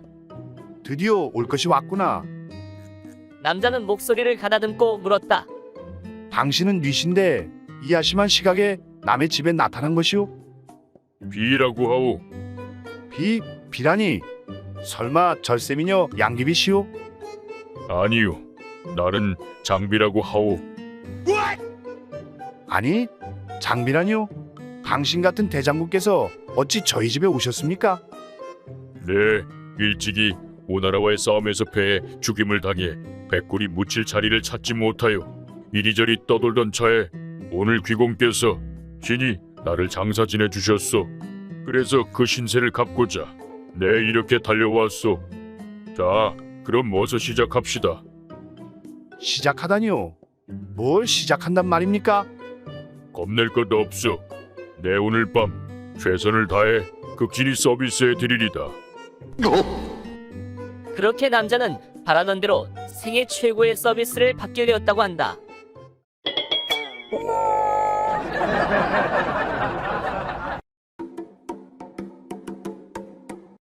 김대감댁 여종 춘심이가 뜻하지 않은 임신을 했다.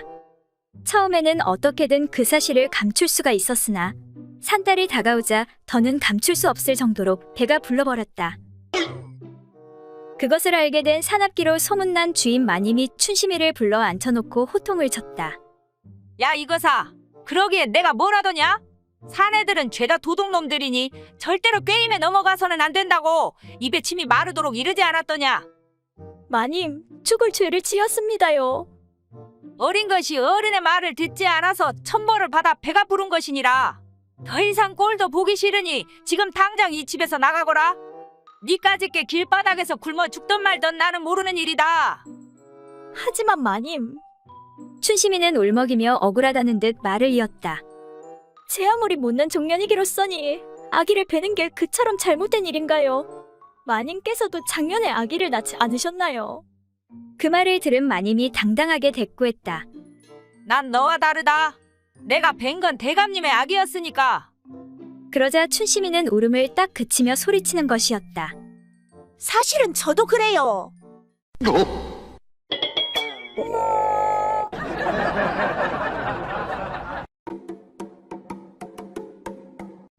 옛날 한 나그네가 날은 어두워지는데 길을 잃어 잠잘 곳을 찾다가 어느 외딴 집을 발견하고 찾아가 하룻밤 묵어가기를 청했다. 주인장 계시오.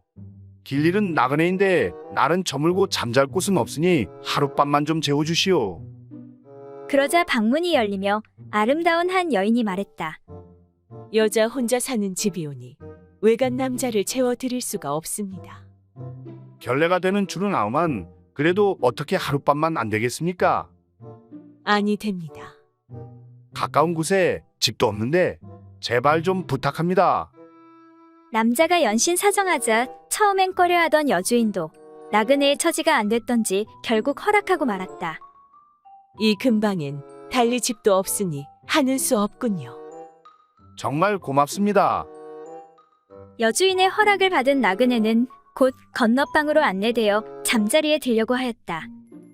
하지만 나그네는 미모의 안주인 생각에 마음이 싱숭생숭하여 쉽게 잠을 이루지 못하고 엎치락뒤치락하였다. 그런데 얼마 후 문 두드리는 소리가 들렸다. 주무시는지요? 아직 안 자는데요.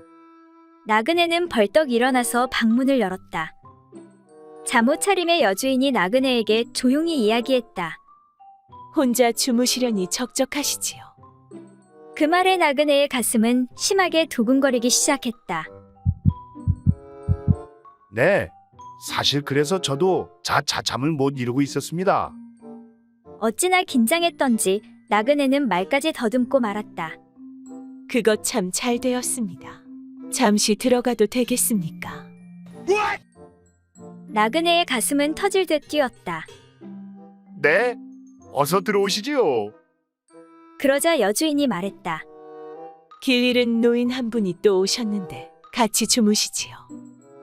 총각, 나랑 같이 자.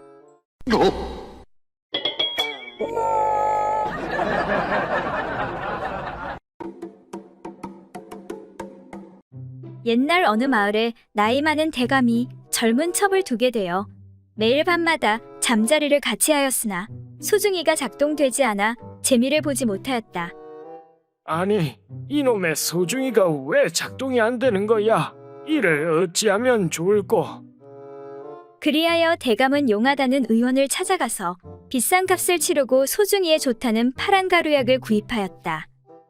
대감은 그 약을 베개 밑에 감추어 두고 아침마다 따뜻한 술에 두어 숟갈 타서 몇 주 동안이나 마셨으나 아무런 효과를 보지 못하였다.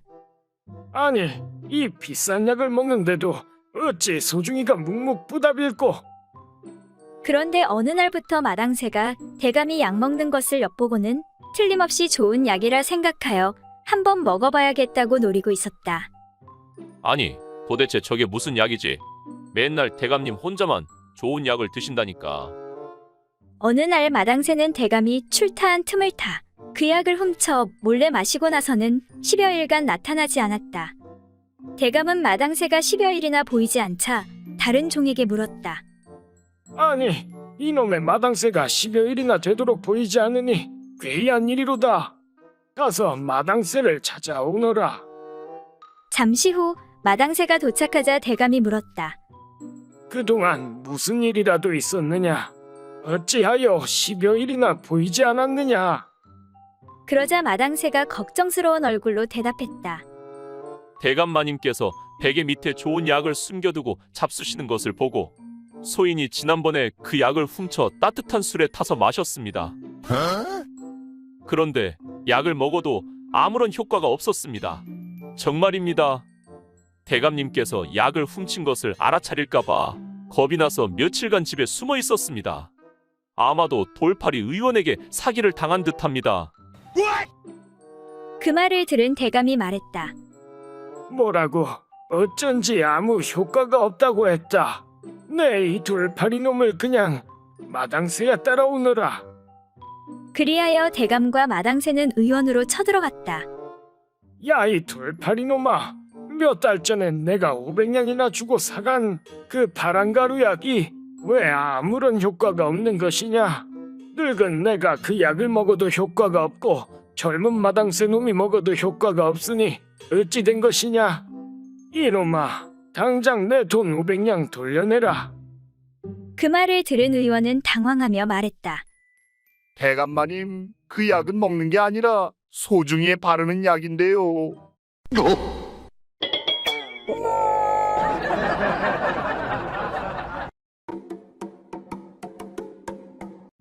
옛날 어느 고을 사또가 억세고 사납기로 소문난 아낙네를 붙잡아다 꿇어앉혀놓고 신문을 하고 있었다.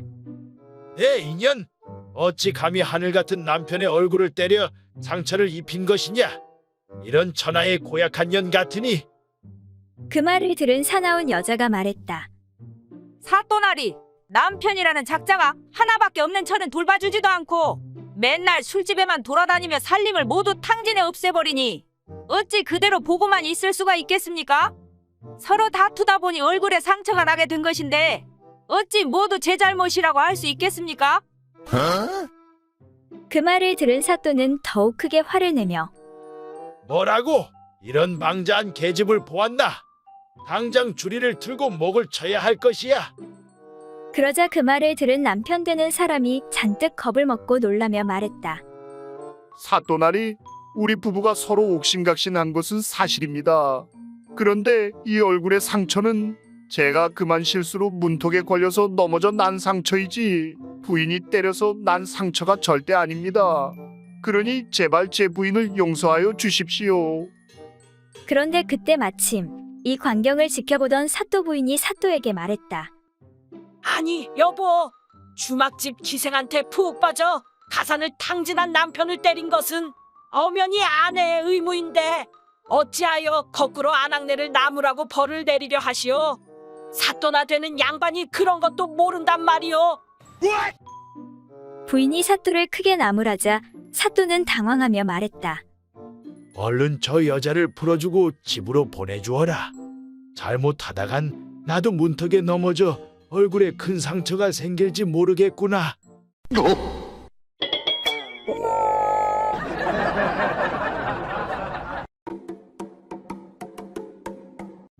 어느 시골 마을에 아들 형제를 둔 부부가 단란하게 살고 있었다.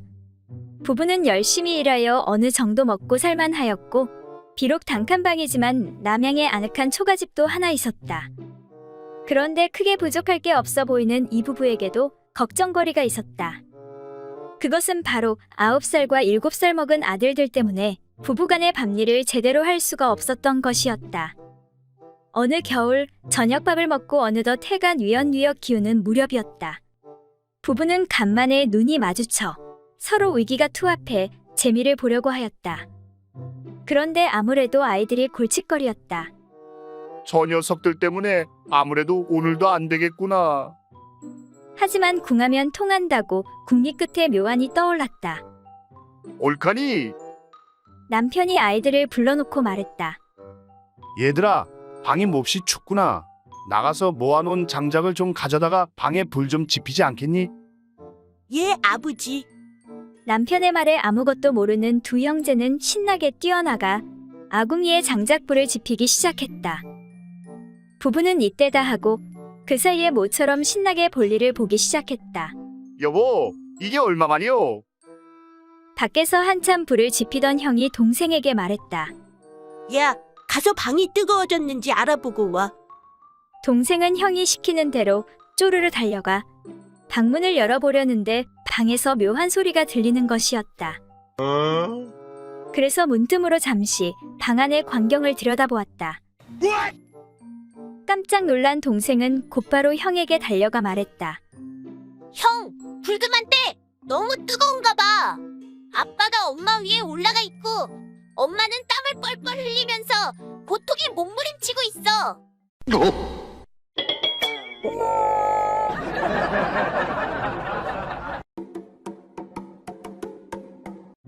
옛날 어떤 마을에 원님이 계시는 관아의 담벼락이 어찌된 영문인지 공중변소가 되고 말았다. 이에 원님은 노발대발하여 아랫 것들에게 엄히 단속하라고 일렀다. 아니 어떤 버르장머리 없는 놈들이 담벼락에다 오줌을 갈기는 것이냐? 내 잡히면 엄히 그 죄를 물을 것이다. 어느 날 결국 4사람이 잡혀왔고 원님은 한 사람씩 문초하기 시작했다. 발칙한 놈들 같으니라고 내 놈들이 여기가 어디라고 함부로 오줌을 갈기는 것이냐? 그것은 나를 모독하는 것과 다름이 없느니라. 그래, 첫 번째 내 놈의 생업은 무엇이냐? 날이 죽을 죄를 지었습니다요. 너무 급하다 보니 그리 되었습니다. 용서하여 주십시오. 이놈 시끄럽다. 내 생업이 무엇이냐고 묻고 있지 않느냐?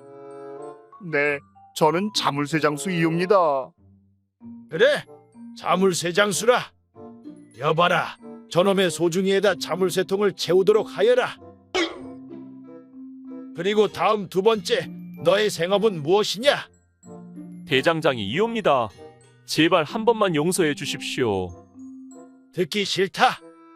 여봐라, 저놈의 소중이를 쇠망치로 두드려라. 다음 세 번째, 너는 생업이 무엇이냐?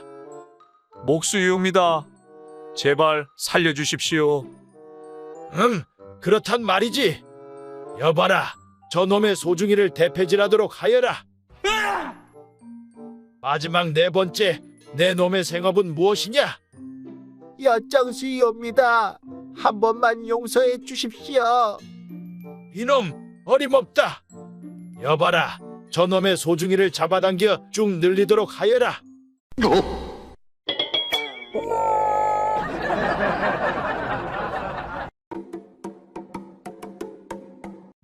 옛날 어느 부부가 신선의 돌을 숭상하여 나이 80이 되면 산으로 들어가 신선들이 거하는 곳에서 살자고 약속을 하였다. 여보, 우리 늙으면 꼭 산에 들어가 신선처럼 살자고요. 세월은 화살과 같이 빠르다더니 이윽고 그날이 오고 말았다. 부부는 여기저기 수소문 끝에 신선이 산다는 명산을 찾아가게 되었다.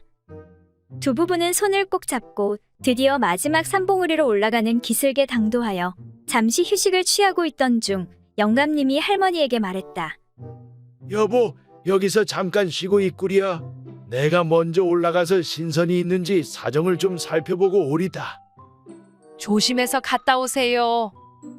영감님이 할머니를 남겨두고 산 위로 올라가 보니 아니나 다를까 거기에는 소문대로 여러 신선들이 논일고 있는 것이었다. 그 신선들은 모두가 1000살은 좋게 넘어 보이는 노인들 뿐이었다. 저기 실례하겠습니다. 여기가 신선들이 산다는 곳이 맞습니까? 그 말을 들은 신선들이 영감님을 보고 물었다. 그렇긴 한데 총각은 어디서 왔는고? 그 말을 들은 영감님은 깜짝 놀라 황급히 산을 내려와 할머니를 보고 말했다. 여보, 아무래도 안 되겠소. 어서 돌아갑시다. 할머니가 이상해서 이유를 물었다. 아니, 여기까지 와서 다시 돌아간다니 무슨 말씀이요? 그래, 신선은 만나봤어? 그러자 할아버지가 말했다. 아니 글쎄 신선이 나를 보고 총각이라고 하지 않겠소? 할멈이 가면 틀림없이 처녀라는 소리를 듣게 될 텐데 그러면 당신 마음이 이상해져 신선이랑 놀아날지도 모르는 것 아니요? 그러니 그냥 내려갑시다.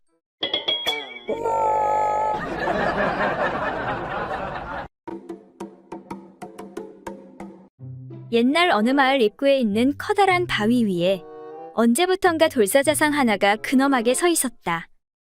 그런데 신기한 것은 이 돌사자상이 있는 바위 밑으로 수처녀가 지나가면 아래로 뛰어내려와 수처녀다라고 말을 하는 것이었다. 당신은 수처녀가 틀림없군. 그래서 과거가 있는 여자들은 이 바위 밑으로 지나가는 것을 무척이나 꺼리게 되었다. 부슬비가 몹시 내리던 어느 날, 결혼을 앞둔 한 쌍의 연인이 그 바위 밑을 지나가게 되었다. 그런데 여자는 이미 과거에 전력이 있던 여자로 사자상의 소문을 알고 있어서 그곳을 피해가고 싶었지만 어쩔 도리가 없었다. 여자는 속으로 난 떳떳해. 젊었을 때 한두 번 그 짓 안 해본 여자가 세상에 어딨어? 지나갈 때 얼굴을 잘 가리면 분명히 수처녀인 줄 알 거야. 그러면서 그 바위 밑을 막 지나치는데 갑자기 바위 위에 서 있던 돌사자가 밑으로 뛰어내려와 포효했다. 여자는 깜짝 놀랐지만 돌사자가 자기에게 뭐라고 한마디를 하는 것처럼 들렸다. 분명하진 않지만 여자가 듣기에 당신은 수처녀라고 하는 것 같았다. 너무 기쁜 나머지 여자가 예비 신랑에게 말했다. 당신 분명 들었죠? 들었죠? 글쎄, 뭐라고 한 것 같기는 한데. 여자가 그렇게 말하고 당당한 표정을 짓고 있는데 돌사자가 다시 말했다. 비가 와서 그런지 그 바위가 더럽게 미끄럽네.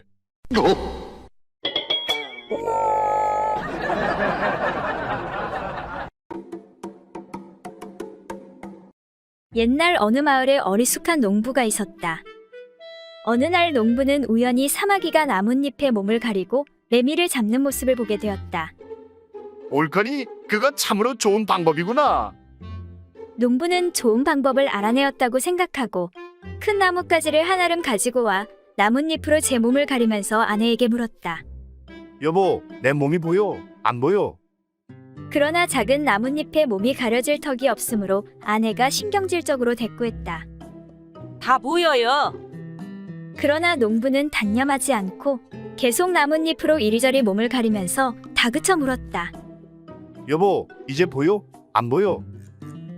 아내는 그때마다 계속 보인다고 했으나 남편이 끈질기게 계속 물어보자 마침내 귀찮아진 아내가 아무렇게나 대답했다. 이제 안 보여요. 안 보여. 아싸! 드디어 성공이로구나. 성공한 것을 기뻐한 농부는 다음 날 알몸뚱이에 망태기를 메고 나뭇잎으로 몸을 가린 다음 시장으로 나갔다. 그리고 눈에 보이는 대로 물건을 마구 집어먹기도 하고 망태기에 담기도 했다. 이렇게 하니까 아무도 몰라보겠지. 농부는 나뭇잎으로 몸을 가렸으니 아무도 못 보리라 생각했다. 그런데 그때 상인들이 농부를 보고 말했다. 아니, 이보시오. 왜 벌거벗고 남의 물건을 함부로 훔쳐가는 것이오? 어서 저놈을 관가에 끌고 갑시다. 사람들이 어리숙한 농부를 끌고 관가로 갔다. 사또는 농부에게 크게 호통을 치며 네 이놈! 감히 남의 물건에 손을 대다니 마땅히 벌을 받아야겠다. 사또나리 잘못했습니다. 한 번만 용서해 주십시오. 농부는 몸을 벌벌 떨면서 자초지종을 이야기했다. 그 말을 들은 사또는 아니 세상에 이렇게 멍청한 자가 다 있다니. 사또는 하도 어이가 없어 농부를 그냥 집으로 돌려보냈다. 집으로 돌아온 농부는 마누라를 보며 소리쳤다. 세상에 참 마누라 말 믿었다. 옥에 갇힐 뻔했네.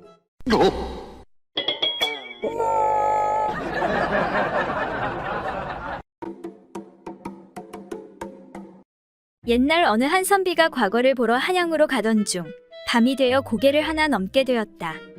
그런데 불행히도 고개를 넘다가 그만 귀신을 만나게 되었다. 오랜만에 인간을 만나게 되었구나. 오늘 니놈의 간을 빼먹어야 되겠다. 그 말을 들은 선비가 귀신에게 사정을 했다. 제발 귀신님 목숨만 살려주십시오. 한양에 가 과거 시험에 합격해 고향에 계신 홀어머니께 효도해야 합니다. 그러자 그 귀신이 말했다. 그렇다면 할 수 없군. 그 대신 나와 거시기를 한판 해야겠다. 선비는 목숨을 부지하는 대신 귀신의 놀이개가 되는 수모를 감수해야만 했다. 그렇게 선비는 지친 육신을 추스려 다시 길을 재촉했고 그리고 얼마 지나지 않아 또 다른 고개를 넘게 되었다. 그런데 불행히도 거기서 또다시 귀신을 만나게 되었고 그 귀신도 똑같이 나왔다. 너 죽을래? 아니면 나랑 거시기 한판 할래? 어떻게든 목숨을 부지하고 싶었던 선비는 할 수 없이 이번에도 귀신과 거시기 하는 것을 택했고 또다시 엄청난 공포와 수치심을 참아야만 했다. 그렇게 귀신에게 2번을 당한 선비가 다시 길을 떠났다. 선비는 혼신의 힘을 다해 마지막 고개로 향했다. 그런데 이번에도 역시나 귀신이 나타나 앞을 가로막는 것이었다. 그 귀신도 마찬가지로 말했다.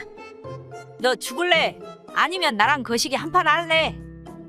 더 이상 견딜 힘이 없는 선비는 귀신과 다시 거시기를 하느니 차라리 죽는 게 나을 것 같았다.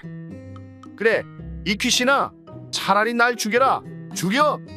그러자 귀신이 가소롭다는 듯 선비를 노려보며 말했다. 요놈 봐라. 좋다. 너 죽을 때까지 나랑 거시기 해야겠다.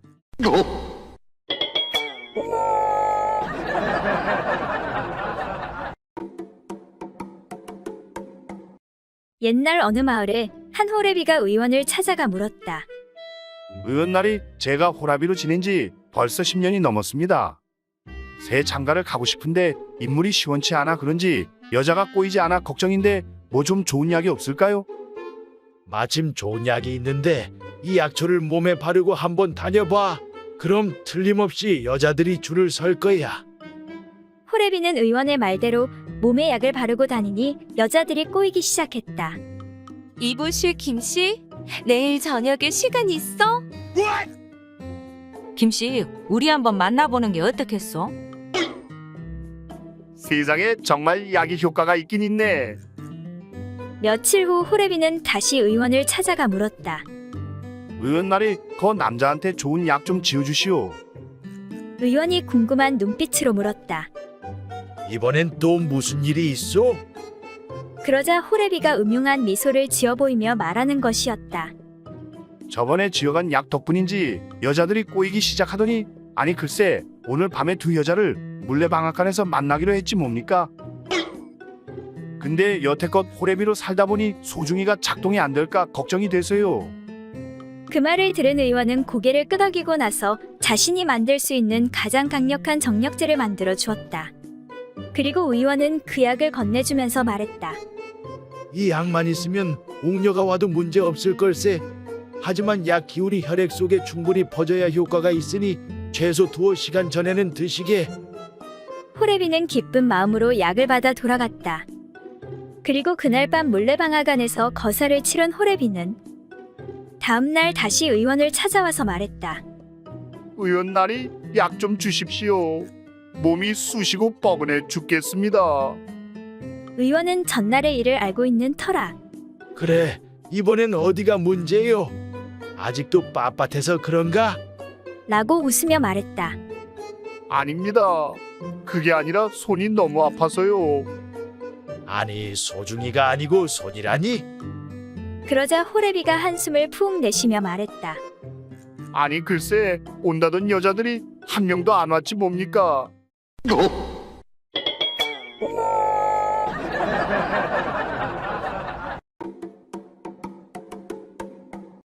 옛날 어느 한적한 시골 마을에서 여러 마리의 소를 기르는 농부네 집으로 나이가 지긋한 한 손님이 찾아왔다. 손님이 대문을 두드리며 말했다. 주인장 계시오.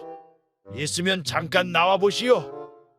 그 소리를 들은 그 집의 어린 딸이 나와 고개를 내밀었다. 아저씨, 무슨 일로 오셨어요? 손님이 꽤 심각한 표정을 지으며 물었다. 내 아버지 집에 계시냐? 잠시 손님을 살펴보던 어린 딸은 대답은 하지 않고 수다를 늘어놓기 시작했다. 아저씨, 황소 씨를 받으러 오신 분 맞죠? 아버지를 찾을 필요도 없어요. 시 한 번 봤는데 열량이면 돼요. 건강하고 족보도 있는 놈이에요. 손님은 고개를 흔들었다. 아니, 그게 아니라 난 내 아버지를 만나야겠다. 비싸서 그러시는 거예요. 그럼 5냥짜리도 있기는 해요. 그치만 그놈은 족보도 없고 몸도 약하고 골골해서 말이죠. 그러자 그 말을 들은 손님이 벌컥 화를 내며 말하는 것이었다. 야, 이 녀석아. 그게 아니라 내 오랍이 되는 놈이 내 딸을 임신시켰단 말이야. 그러니까 내 애비 집에 있냐 없냐? 애비 있으면 당장 나오라 그래. 그 말을 들은 딸아이가 말했다. 아하, 그러시군요. 전 그런 것도 모르고. 그렇다면 아버지를 만나보셔야겠네요. 전 우리 오빠 집값이 얼만지 전혀 모르걸랑요.